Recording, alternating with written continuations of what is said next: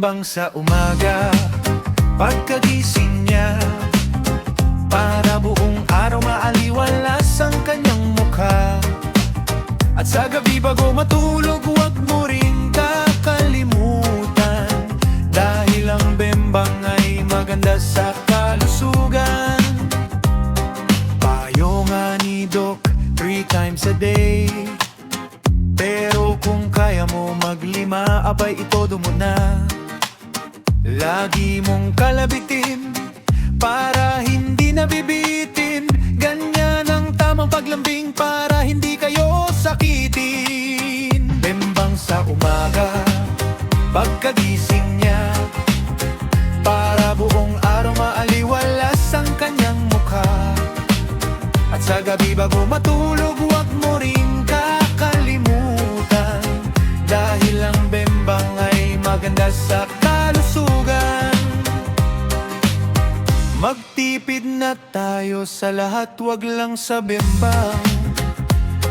Mag-ulam man tayo ng asin ay okay lang. Ganyan ang totoong nagmamahalan, basta't lagi kayong nagbebembangan.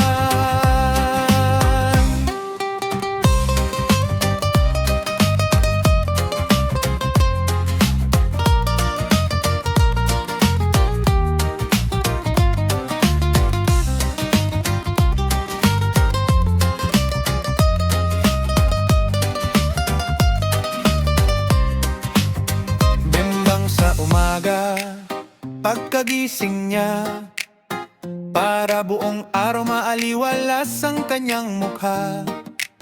At sa gabi bago matulog, huwag mo rin kakalimutan, dahil ang bembang ay maganda sa kalusugan.